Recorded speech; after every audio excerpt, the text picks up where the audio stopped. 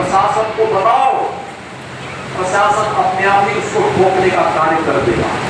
आपको उसमें चिंता करने की बात नहीं है, आप चुपचाप बताइए, बाकी का इलाज हम स्वयं कर लेंगे। हमें कब्जियात और भ्रष्टाचार जैसी राष्ट्र विरोधी गतिविधियों के प्रति सतर्क रहना होगा। गौ तस्करी और गौ कसी करने वाले तत्वों के खिलाफ सतर्क रहना होगा। अगर कोई कहीं भूल से भी इस प्रकार की गतिविधियों में लिप्त है, उसकी सूचना स्वसमय आप पुलिस को और प्रशासन को उपलब्ध करवाइए।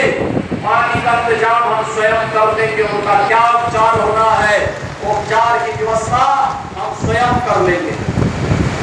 बहनों भाइयों, दूसरा है हमारा उत्तर प्रदेश और हमारा बलरामपुर जनपद एक विकसित जनपद हो। प्रधानमंत्री जी ने देशवासियों के सामने शताब्दी संकल्प का एक विराट लक्ष्य रखा है। 2022 में इस देश ने अपनी आजादी के 75 वर्ष पूरे किए थे। अमृत महोत्सव का आयोजन पूरे देश के अंदर हुआ था, हर घर में तिरंगा पहना था। शताब्दी महोत्सव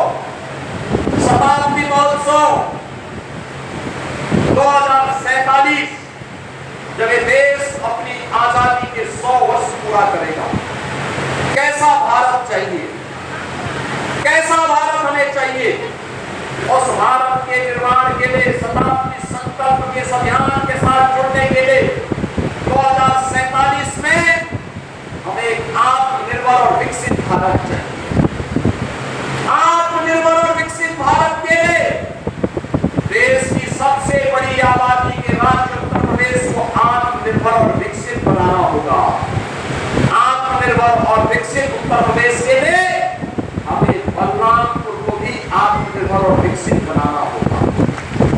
बलरामपुर भी आत्मनिर्भर और विकसित हो सके, इसके लिए हमारी सरकार ने तय किया और कमिश्नरी में एक विश्वविद्यालय होगा। आज देवीपाटन कमिश्नरी का विश्वविद्यालय बलरामपुर जनपद में एस्पिरेशनल डिस्ट्रिक्ट होने के नाते, आकांक्षात्मक जनपद होने के नाते विश्वविद्यालय का निर्माण आपके जनपद में हो चुका है।